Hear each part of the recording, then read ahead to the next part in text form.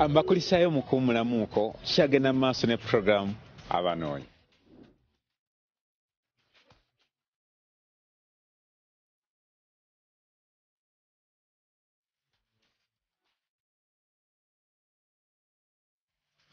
Erinnya lyange Nziyiga Musa Muzanganda mbeera Mpigi mu Mawokota nsibuka Kiziiko mu Butambala ndi muzzukulu wa Nsamba e Buwanda mu Mawokota neddira Ngabi Ensamba kali kutanda nekakusula mbengabi abasambaganyi kabula kata Nsamba ali Obwakabaka obw'Embala akabbiro Jerengesa noonya omukyala okubeera naye omanyi nga omanyi embeera y'ensi emmundu nali nagizaayo kugombolola naye kati nalabye nga obulamu obw'omu ate si bulungi neŋŋenda nenjijjayo era namaze ogiwawula saavisi yena yawedde kati omukyala yenna ali eyo nga naye ali redde nga yeetaaga bufumbo ndi redde ali redde okugenda ku musaayi batukebere ali redde okuntwala mu bakadde be kwafe abasiraamu tetwagala bya haramu ntwaleko mu bakadde be nabo bandabe bampa olukusa olubeera naye olumukuuma nze ndi redde byonna okubikola njagala omukyala nga ali okutandika n'emyaka 2 okukoma myaka 3 nga yasoma eddiini afizu sebwanakagwa afizu eri mu bwaffe mu busiraamu kitegeeza memole nga yagikwata ku bwongo eddiini Qur'ani ng'emuli ku bwongo kuba Qur'ani eyo ennyumira nnyo njagala bwe tubeera mu kaseera kafe ak'eddembe nga mugamba nyaanyagizaamu nga nsomeramu nga yasoma ku ddiini nga Qur'ani yagikwata ku bwongo.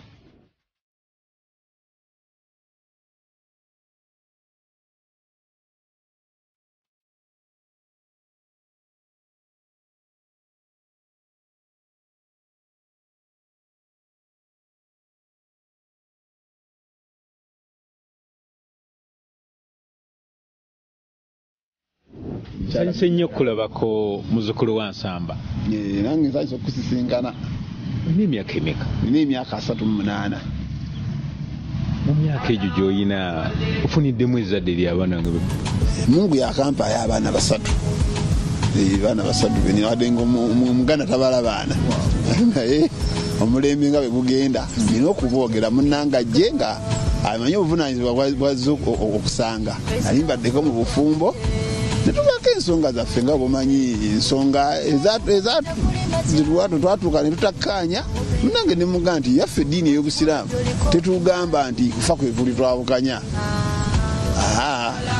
ffe tetuli dogomatiki ne mugabo olaba nga biganye buli omu ate munne osanga eyo Mungu gy'olaze gy'anaakuweera ate emirembe ffe tuti twawukana mu mirembe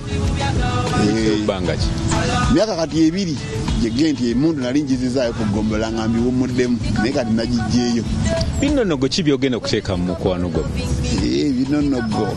Ebinonogo mbiyina omukwano ngumanyi omukyala mmanyi omukyala we bamukwata kwa nabisoma tulina ekirungi ffe ekyomukisa nansonyiwa ebintu bitambuliza ku ddiini kwanze yindi mu bwongo ffe ekyomukisa kye tulina abasiraamu ne mu Kristiyani tekyaka gyekiri naye twansinga kusoma Qur'ani ow'emmamba waanayiye ekyomukisa kye tulina mu busiraamu buli kimu baakitusomesa kati waliwo gye bayita surati Nisa ekwata ku nsonga z'abakyala nga nazisoma eddembe ly'abakyala mu busiraamu mweriri omukyala towasa mukyala nti aze kufumba omukyala tali gundi nti akakatibwako kuwoleza engoyi takakatibwako kufumbira takakatibwako kuwoleza omulimu gy'omukyala mu busiraamu eddembe ly'omukyala mu busiraamu kukutebenkeza nakuzaalira kati obusobozi Mungu anaaba abumpadde mu maaso nga nyongedde ku riziki gye nsuubira byonna omukyala nja bimukolera yatuulaawo kulannama budannami naye nga naye atuukiriza eddembe ly'omusajja byalina okumpa naye abakyala abasinga ayagala gwe omukolere byayagala ate gwe takukolera byoyagala. Ekitegeeza omukyala gw'onooba ofunye ajja kwesonako olw'ensonga ojja genda nga mufumbira ofumbe ate omwoleze ne ku ngoye abaana onaaze okole otya nga anaaba afunye zaabu w'amaanyi. Si kyekyo bwanakagwa nekyo bakitugamba tubayambeko naye kati guno omulembe tulina bayambako financially yamuteerako omuyambi ayoze engoye emmere afumbe abaana abanaaze naye sinze ate kati bwe nadda mu kufumba emmere njoze engoye ate ani agenda okunoonya sente ansuubiremu okumwagala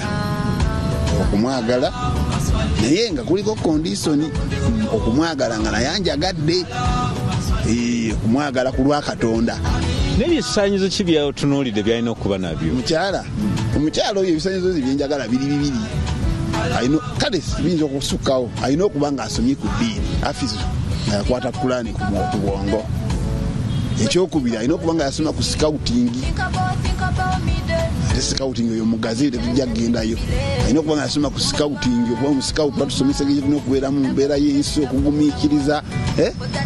Nawe oli musikawuti? Ndi musikawuti mukama wange ne kadi ntambula nayo lwakuba siri musikawuti wali abambala egundi abambala uniform netagisa omukyala anambakinga ng'ategeera byenkola byebiki ebyo ebyobusikawuti okuliyetinga better world ensi ennungi esinga ku eno kati ye message tugezaako okwagala okwongerayo ffe ng'abasikawuti. Alina kuba wa myaka emeka? Omukyala emyaka nga kale 18 aba muto ku nze 19 atandikire mu 2 okudda waggulu akomeko mu 3 awo. Wagambye olina nze nina emyaka 37. Wazaalibwa mwaka? Nazaalibwa 1983 awe wati nerabiddemu katono naye ngaawo wendi awo. Ebyobulamu biri bitya? Ebyobulamu ndi fiiti. Obulamu bino ebyaffe ebyagundi obulamu ndi redde okugenda okwekebeza musaayi nze manyi ndi mulamu oba okuva lwe nayawukana n'oli omukyala nga bwe ggambye mundu nagizaayo kugombolola. Endabika y'omuntu erina kubeera etya? Abantu abasinga batunuulira nnyo endabika. Nze sibifuddeeko ebyo. Ffe mukama waffe Nabbi Muhammad sallallahu alaihi wasallam yatugamba ti abakyala tubeegombako ebintu ebi ddiini na mpisa siina kirala. Omukyala bw'ajja nga alina eddiini alina empisa yasoma ne ku sikawutingi ebirala saagala kumanya oba mu lugwala oba mu kyope oba mu ki oba mu ki alina eddiini alina empisa yasoma ne sikawutingi ate nga tayinza kuba na ddiini nga yasoma ne sikawutingi nga talina mpisa kuba sikawutingi n'eddiini bisomesa mpisa. Kakati omwana w'abandi ogenda mutwala otya? Ekyo nakyo kibuuzo kiri awo. Okumujja ewaabwe oba okumukuuma sitegedde mitendera ki gye wandyagadde okuyitamu okola nti naye gwe nakawukana naye nagendayo ewaabwe mu shaliya. Musiraamu tulina kyetuyita shaliya kitegeeza amateeka g'obusiraamu. Kati obusiraamu bulagira tuwasa tutya mu busiraamu? Sitoyinza kuddira mwana w'abandi gwe basomeseza afizu alina Kulaani essula 14 mu mutwe n'oganda ojja kukwata ng'embuzi otwale.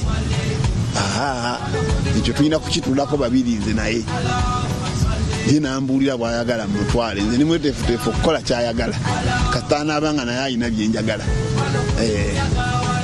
Abakwetaaze bakufunye batya? Tunako mu kamera obawe ku namba zezo? Abaneetaaze ennamba eya WhatsApp 0772 2 92 34 Airtel 0705 58 64 16 ne ku Facebook munsangako oteekamu Yiga Musa. Nako musobola okunsangako email musayiga52@gmail.com. Happy birthday. 0772 2 92 34 0772 2 92 34 WhatsApp 0705 58 64 16. Oza okola mulimu ki? Ndi mulimi nima n'okusuubula ebirime n'okusuubula ku byennyanja nga bwe nakugambye nti sizoni y'okulima bw'eba ewummuddemu eweddeko ngendako ku nnyanja aye nenoonyeza abantu ku nva.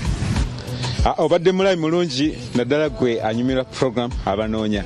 Kansubye nti ofunyeemu. Bw'oba tofunyeemu nze mbeerawo wano buli lwa 6 essaawa 5 zennyini ez'akawungeezi okubeera nga mbatuusaako ebyakabi nsobola okubeera nga mubyewangulira naye nga sinabasiibula kyenjagala okugamba oba akalowoozo konna ku lwaleero gezaako nnyo okulaba nga okwatagana ne munno omukwano okunyuma obulungi oba obufumbo okugenda mu maaso obulungi mulina okubeera nga mwenga ababiri mukwatagana bulungi musobole okukwatagana n'okukulaakulana n'okugenda mu maaso omwagalo awo tomulekerera nnyo mu bintu ebimu ebisinga obungi okugeza waliwo abakyala abamu abalina naddala bwe bakwata ku kasente bagamba akaffe ka kikyala akange ka kikyala enkola ng'eyo terina kyamaanyi kyeyinza batwala mu maaso obadde mulayi mulungi sigadde ndi Philip Kagwa nkoze ne munaye Frank ali ku kamera mbeera bulungi mwerawo omulabi waffe tukutegeeza nti obuvunaanyizibwa bwaffe ku pulogulaamu Abanoonya